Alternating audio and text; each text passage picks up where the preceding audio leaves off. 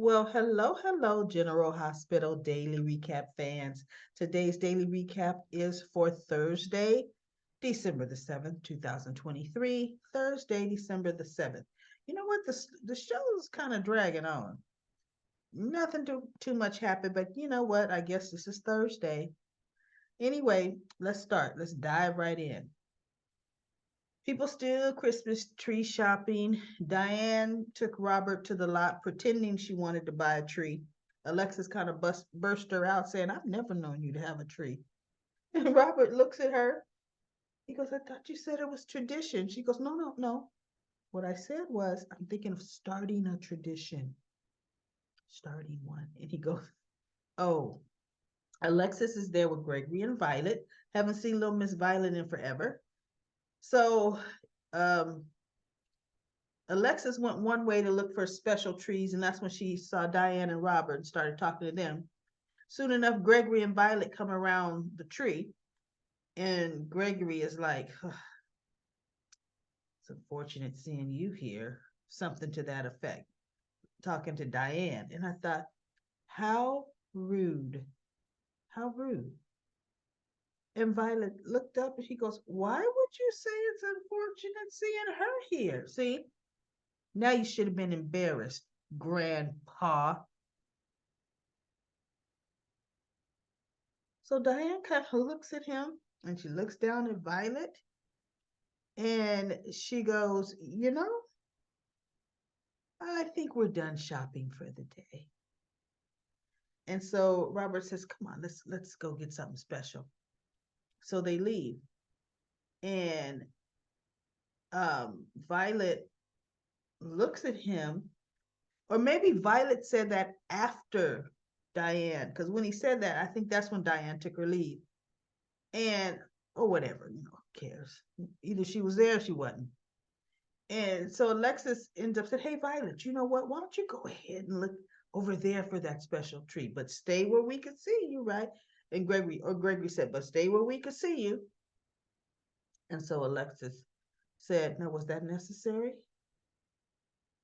And he's looking, pompous like Finn, but she is the one going after my son. And Diane said, she is an attorney hired to do a job. She happens to be a very good attorney. Okay. Diane, she goes, but let me get one thing straight. Diane is my friend.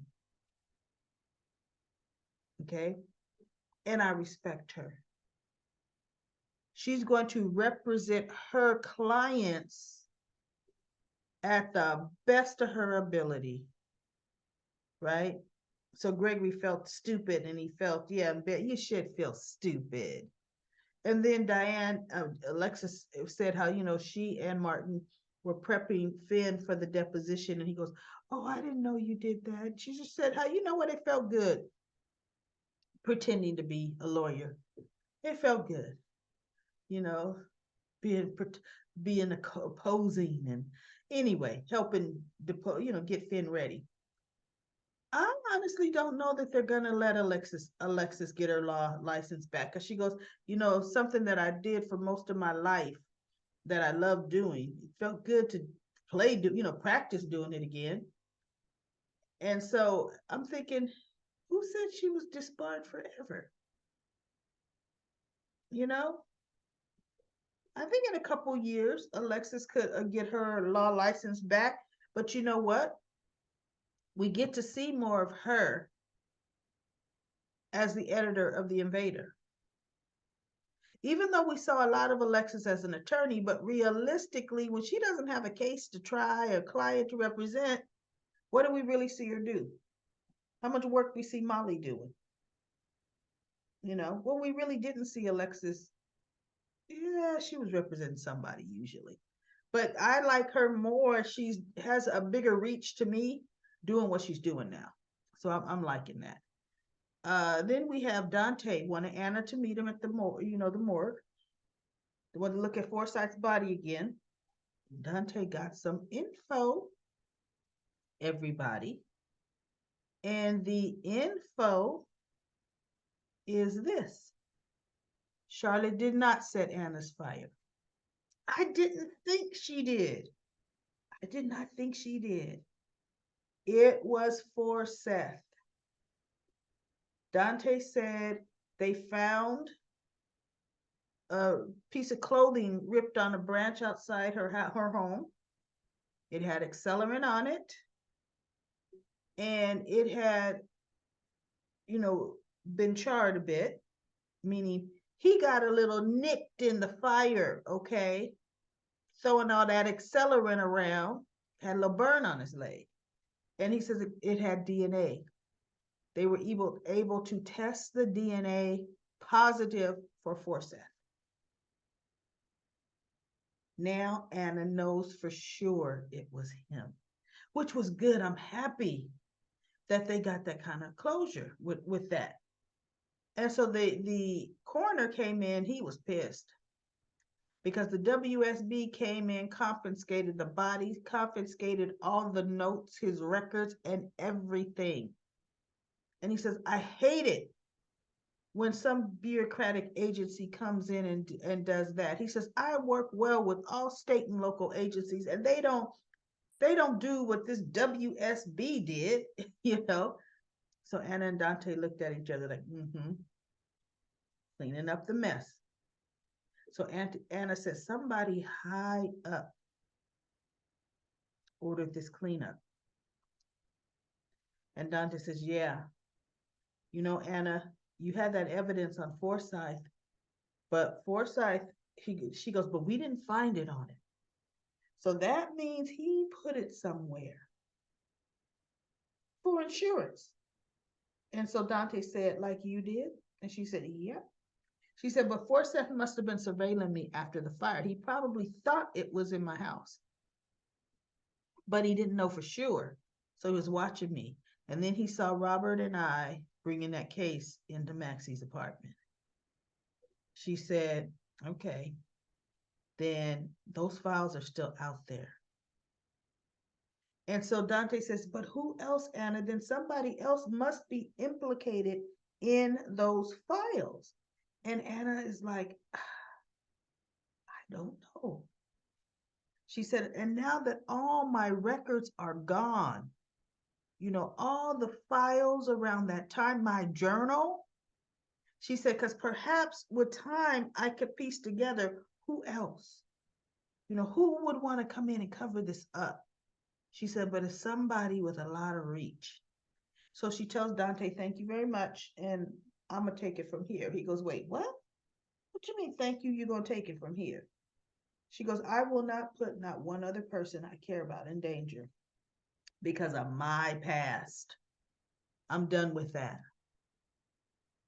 So I will go it alone. Okay? Now, Dante didn't tell her about the key to the locker room, the locker at the bus station, because he knew what she would do. She would head over there all by herself, right? So he's keeping that close to the vest. Watch Sam go. Because, see, people are surveying Anna. Dante don't want to get caught because this is evidence he should have logged. Watch Sam get it, go, bring that stuff back to him. That'll be interesting. We're going to see. We will see how he gets this evidence. So anyway, the coroner confirms that Forsyth had a burn on his leg. So he was burned. That's concrete proof it was him. Excellent. I'm happy we can lay that whole Charlotte thing to rest. It's not Charlotte, okay? So then we have, this was interesting, and I'm hoping this is how Curtis walks again. Portia comes in, and she tells him that she came across a clinical trial today. She read through it, and Curtis fit the demographic perfectly. She says, baby, you might be able to walk again with this trial procedure. The case file that she read was a man, relatively Curtis's age, in good health. And when he went through within 11 days, he was walking with no assistance. And so she goes, and look, don't get mad, but I submitted your name and I sent your medical file over. And he goes, so you went behind my back without telling me and sent my information somewhere? And she goes, look, I didn't want to tell you in case they didn't accept you, but Curtis, I heard from them today. They're accepting you. And he looked, he goes, oh, you didn't want me to get my hopes up. She says, no, I didn't. So he's not mad at her, but he's like, I just can't bring myself to hope yet. No, she goes, no, she goes, there's no guarantee that you're going to have the same results as the other participant in the trial. But Curtis, it's a shot. It's a shot. So he's going to take it. And, let's see. Let's look. If 11 days, Curtis might be walking by Christmas, just enough time. Maybe he'll have the procedure and still be going on the rehabilitation trail, still doing this case. And remember, I said, I think Curtis is going to jump up out that wheelchair and do an Iron Man, because there's going to be, Jordan's going to be in danger.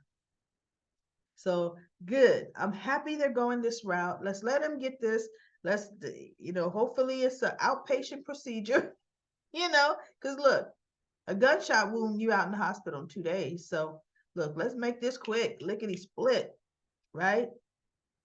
He's back home on Monday. So we shall see. That's going to be interesting. And I hope this is the end of Curtis in the wheelchair, because he's been in the wheelchair long enough. He's been in the wheelchair long enough. Now, my trusty, dusty cough drop isn't helping. I feel like I want to start coughing.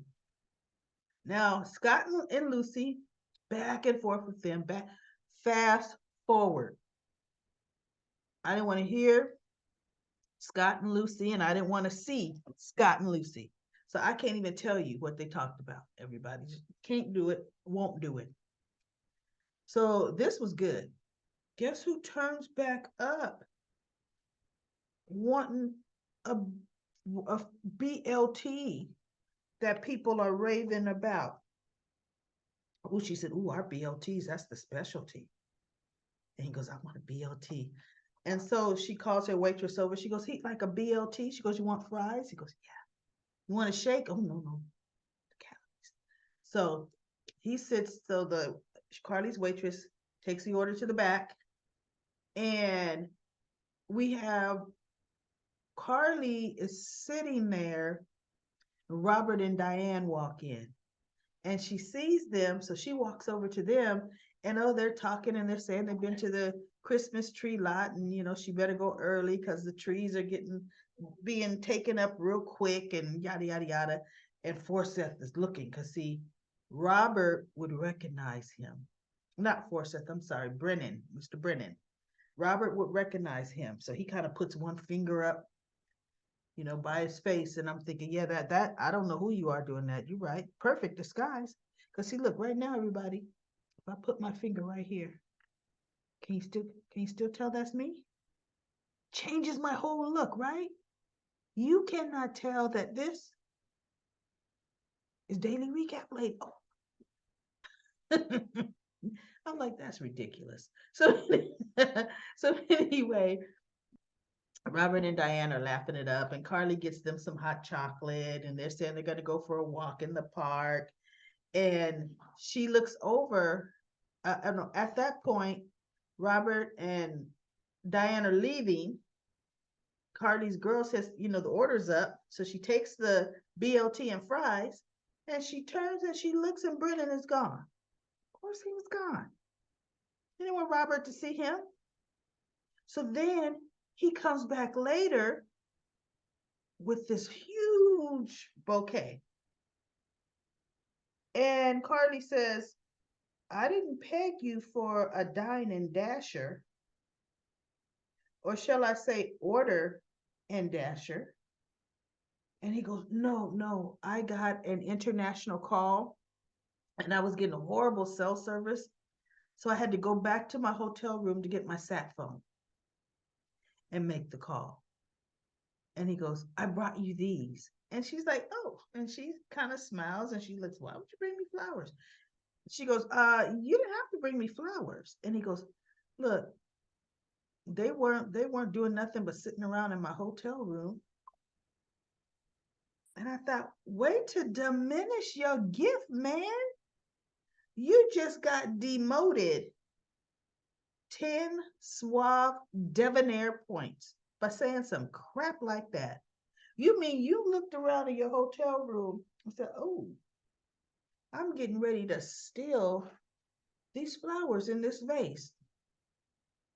Find some paper, just wrap them in there. I'm going to give them to that wonderful woman at Kelly's, who I already know is Carly Spencer.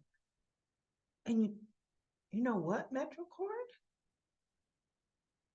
That robe with the monogrammed M on it ain't doing nothing but hanging in that. I'm giving that to her too. Just gave her the flowers from his room. And I thought, oh. So he says, no, this place is festive. Just put them, just and let them add to the festivities. And she goes, okay, well, I could put them over there. And so he looks at her. How about having dinner with me? Now, you don't know me from Adam. Adam. Now I've told you I will steal the flowers out of my hotel room and give them to you. I've told you that, right? Because see, on his bill now, the MetroCorp better put bouquet arrangement. They need to itemize that. And so she goes, oh, no, I'm seeing someone. And he goes, of course you are. Well, my loss. And he goes, this will cover my bill. Because she said, oh, your order, we wrapped it up. We're going to send it over to the homeless shelter tonight. He goes, here's the money to cover the bill. She goes, would you like me to have them make you another BLT? And he goes, why don't you save that BLT for another time? And that's when he goes, how about having dinner with me? And she, no, I'm sorry, I'm seeing someone. So that's when he goes, oh, my loss. So he starts walking away and she looks at him. She goes, you didn't come in here for the BLT, did you? And he looks at her and he goes, no. And he turns and he walks out. Now, Carly got that street smarts. So he turns, he walks out and he's looking back at her through the paint. Creepy, like, do you see that, everybody?